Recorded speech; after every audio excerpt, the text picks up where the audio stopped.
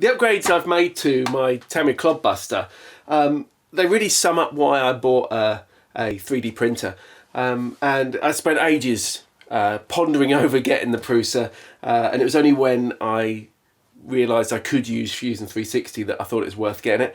But anyway, I got this. I'd wanted one as a kid for years, and when I got it, you know, it was great, but it did look a bit toyish. And the first thing I love doing on any RC car is putting lights on it.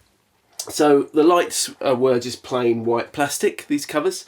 So I figured I could draw that in Fusion 360. So I drew them, printed them out in clear PETG, and they made quite effective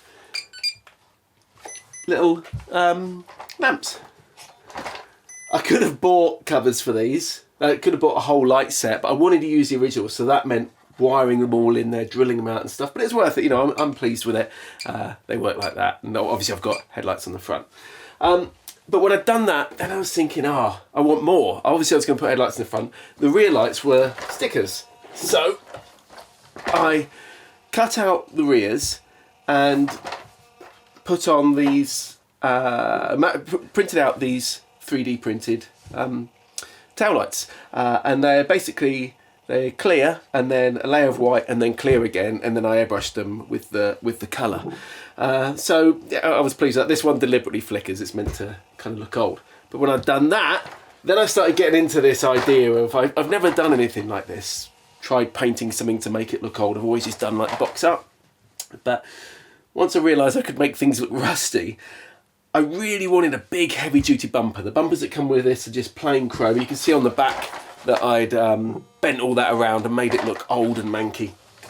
So this one, this is 3D printed. It's printed in 2 halves, and then I used brass tube and brass rod for these bits, so it's 3D printed to work around that. And I made it in such a way that it just clips on and screws in with all the original mounting points. So I was really proud of that. That was where it started coming together, thinking, wow, I could actually make something for myself. The inlets here on the supercharger intake is just a sticker normally. So I made these, I think they're red PLA, and then a PETG opening, and then glued all that in, and it just kind of made it look cooler. So from there, the big thing was the interior. And I really wanted an interior for it, and I really wanted to be able to have the driver be able to steer. So I designed the interior. That was separate seats and dash, the steering wheel, all of it's done in Fusion 360 and 3D printed in PETG. And I did a new base for it because the original took up loads of space. So this still gives that rigidity to the chassis, and it just replaces it. So it was another thing I was kind of chuffed with. There's a few other little bits that I've done to just what I think is improve the truck. They include some wheel arch liners, just so you can't see straight through. If I lift this off, you can see here. Here's the interior.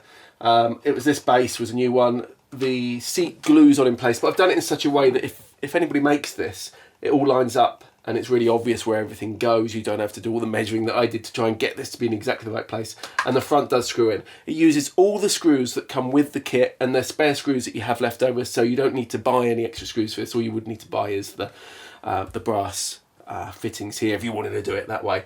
I did also make the little holders, 3D printed those, designed 3D printed those to hold the LEDs in place using the screws that it comes with, just because I didn't want to have to buy them. Actually, I can't remember if they use screws they come with. I think they do. So that's it. Oh, and one more bit. On the rear, I didn't like the back was just open. So here I made this plate that has the brass tubes coming out of it to give it this look of exhaust. And it just, to me, it just finishes the truck off. It gives it that look that I wanted. Makes it look old and haggard.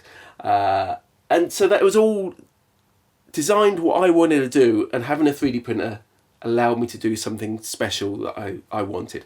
The oil drum is 3D printed. That's not my own design. I downloaded that, just painted it with filler primer, It came out really nice. It's got this logo on it that's a lot like the Miller's Oils logo, but it's Millie's Oils because we lost our Labrador at the beginning of the year. So any RC cars I make now have a crate or an oil drum with her ashes in, and there's always a Labrador somewhere driving it. This time she's being driven by Butch from... It'll have to appear on the bottom because I've gone blank. So yeah, I hope that somebody uses some of these prints and gets some fun out of them like I did. And I'd be really proud if people do use some of this to make things for themselves.